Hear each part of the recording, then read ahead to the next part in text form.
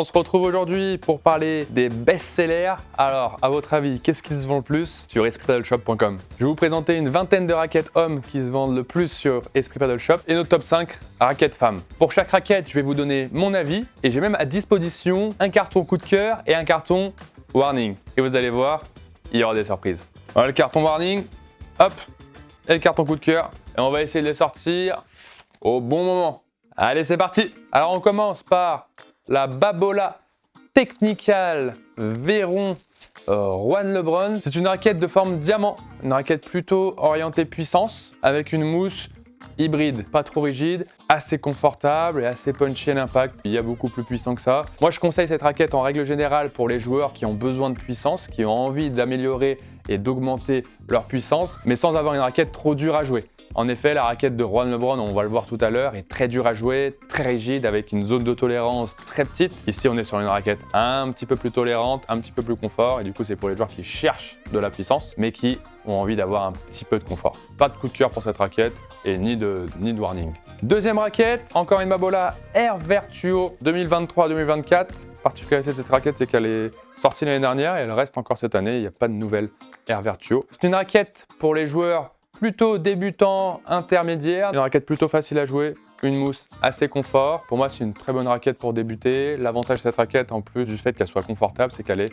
extrêmement légère. Hyper facile à jouer, hyper maniable du coup, extrêmement aérienne. Le souci, c'est que comme on a une raquette qui n'est pas très lourde, on va manquer un peu de jus et manquer un peu de puissance quand on va taper dans la balle. Pour celle-ci, je vais sortir mon petit carton coup de cœur. C'est une raquette qui est top en termes de raquette entrée de gamme, raquette qui est positionnée aux alentours de 120 € à peu près, qui est vraiment bien, qu'on conseille vraiment beaucoup pour les joueurs qui débutent, qui sont de niveau intermédiaire et qui ont envie d'une raquette, une bonne raquette pour les accompagner dans leur progression. Et après on continue, Bull Paddle Neuron, la raquette du joueur Chingoto, qu'on conseille en règle générale pour les joueurs expérimentés, qui ont l'habitude de jouer avec de très bonnes raquettes. Raquette plutôt polyvalente, assez confortable, assez punchy, qui est plutôt maniable.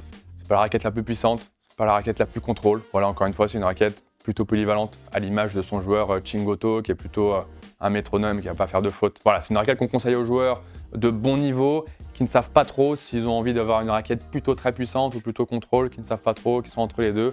On conseille ce genre de raquette plutôt polyvalente. Voilà, pas de coup de cœur ni de warning sur cette raquette. Ensuite, on continue avec la Wilson Bella Pro, donc la raquette du joueur Fernando Belasteguin, avec mon accent espagnol. Une raquette assez dur à jouer, pour être honnête, assez rigide, avec une zone de tolérance qui n'est pas extrêmement grande. Donc l'avantage de cette raquette, c'est dès qu'on va taper très fort, au bon endroit, la balle va partir de manière assez fluide et assez forte. Mais dès qu'on descend, ça va être assez compliqué à jouer. Pour moi, cette raquette, c'est une raquette pour les joueurs qui jouent très bien et qui ont besoin de rigidité, de puissance, qu'on conseille vraiment pas à tout le monde. C'est pour ça que cette raquette, je vais lui mettre un warning, pas parce que c'est une mauvaise raquette, mais parce qu'il faut faire attention avant de l'acheter. Elle ne convient pas à n'importe qui. C'est pour ça qu'on conseille, en règle générale, aux joueurs qui veulent la même raquette que leur joueur préféré, Bella, de partir sur les raquettes de la gamme Bella, mais un petit peu plus facile à jouer, comme la Bella Elite par exemple, ou la Bella LT, sont beaucoup plus faciles à jouer. Voilà, donc coup de cœur pour Bella, mais pas de coup de cœur pour sa raquette. On enchaîne avec la Babola Air Viper, une raquette qui est assez rigide. Voilà, on le sent vraiment à l'impact, c'est une raquette très rigide, très dure à jouer, pas très confortable, soyons honnêtes. L'avantage de cette raquette, c'est qu'elle est légère, très aérienne, un peu comme là tout à l'heure on l'a vu, la Air Virtuo, elle fait partie de la même gamme, donc c'est des raquettes qui sont très légères. Une raquette assez compliquée à jouer, mais qui s'adresse quand même à une plus grande population que la Bella par exemple.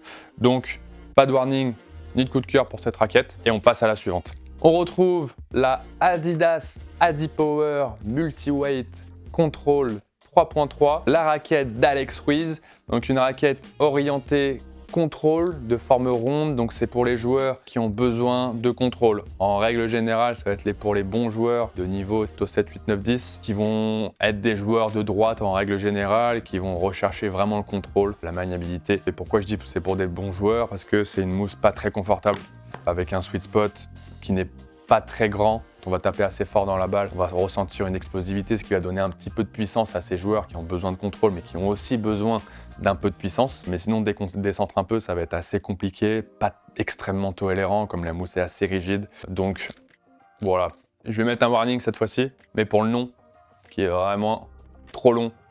Adidas Adipower Multiweight contrôle 3.3. Adidas, sérieux, faites un truc parce que c'est l'enfer pour nous sur le site internet. On enchaîne avec la Head Radical Motion, assez polyvalente, qu'on conseille aux joueurs de niveau intermédiaire, confirmé, voire avancé. En règle générale, ça va être les joueurs qui jouent avec une raquette contrôle très maniable et qui ont envie d'avoir un petit peu plus de puissance. Ou à l'inverse, les joueurs qui jouent avec une raquette très en tête et qui ont besoin d'un petit peu plus de contrôle. On va leur conseiller voilà, ce genre de raquette qui va être pas trop en tête, pas trop en manche et avec une mousse assez confortable, de bonne qualité. Et c'est vrai que c'est une raquette qu'on voit pas des masses, qui est un peu sous-cotée à mon goût.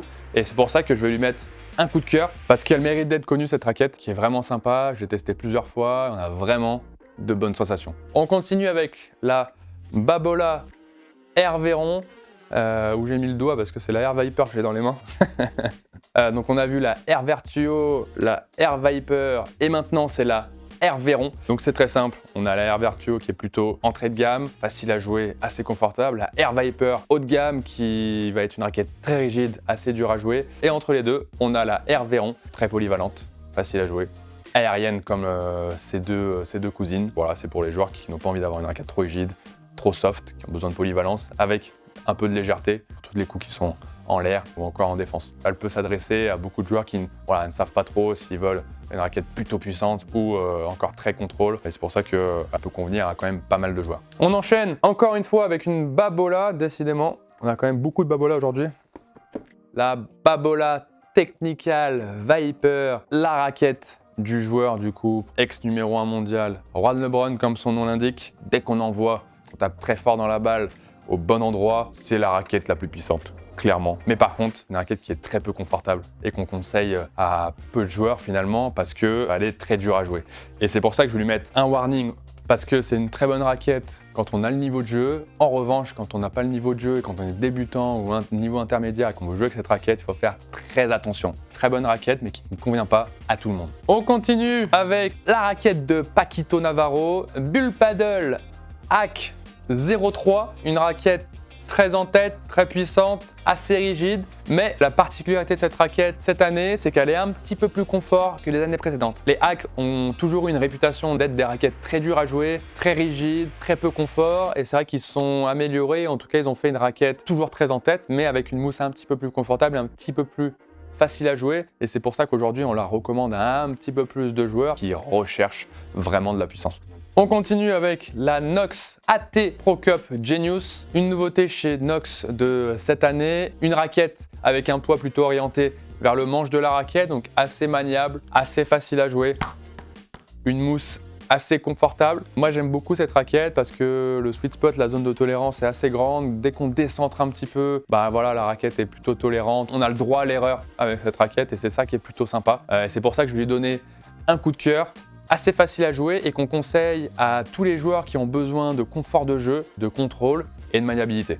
On est à la moitié, on en profite pour faire nos top 5 des raquettes dames. Les mecs, restez ici, c'est peut-être le moment d'acheter un petit cadeau à madame. On commence avec la Babola Dyna Energy, une raquette qu'on conseille beaucoup aux femmes, une raquette polyvalente, pas trop rigide, pas trop confort, pas trop soft, un poids réparti vraiment au milieu de la raquette qui est vraiment bien réparti et on peut voir des micro-perforations, des tout petits trous. En fait, ils sont situés sur les zones les plus rigides du tamis pour agrandir la zone de tolérance, pour avoir un meilleur sweet spot, une meilleure tolérance. Et du coup, au lieu de taper ici et d'avoir un bon rendement, on va pouvoir se permettre de taper de manière un peu plus large, un peu plus sur les extrémités de la raquette pour avoir le même rendement. Donc c'est hyper intéressant, c'est une raquette qui plaît beaucoup. C'est pour ça que je lui mets un coup de cœur aujourd'hui, parce que c'est une raquette vraiment facile à jouer et abordable. Après, on enchaîne avec la Nox Silhouette. Donc, c'est une raquette entrée de gamme pour les femmes qui débutent au padel. Plutôt intéressante, facile à jouer, assez maniable, pouvoir répartir vers le manche de la raquette. Donc voilà, on les conseille pour les femmes qui ont envie d'avoir une bonne raquette pour débuter. On enchaîne ensuite avec la Bull Paddle Flow Woman 2024. Puissante, de forme diamant, qu'on conseille aux joueuses qui ont envie d'avoir un peu plus de puissance dans leur jeu, qui jouent déjà avec une raquette ronde ou goutte d'eau et qui ont envie de passer un cap et d'avoir encore plus de puissance. Plutôt les joueuses de gauche en règle générale ou les joueuses de droite gauchères. Voilà, très sympa à jouer, assez rigide pour une raquette de femme mais pas trop dur à jouer. Un sweet spot qui est assez grand, ce qui fait d'elle une raquette plutôt plutôt sympa. On enchaîne ensuite avec encore une fois une bulle paddle. Donc celle-ci c'est la Vertex Woman 2024. Ici on est sur une raquette encore une fois de forme diamant, donc une raquette plutôt puissante. La différence avec la Flow, c'est qu'on a une surface rugueuse, donc qui va accrocher un petit peu plus la balle. Une mousse qui est similaire, assez confortable, assez facile à jouer. C'est pour ça que les femmes l'aiment beaucoup. Et au niveau du cœur également, une belle différence avec le Airflow de Chanel qui va permettre à la raquette d'être un peu plus aérienne quand on va la manier, un peu en l'air, à la volée ou en défense. Et c'est pour ça que je vais lui mettre un coup de cœur parce que c'est vraiment une super raquette pour les femmes qui recherchent de la puissance parce qu'elle n'est pas trop dure à jouer, assez confortable et elle apporte vraiment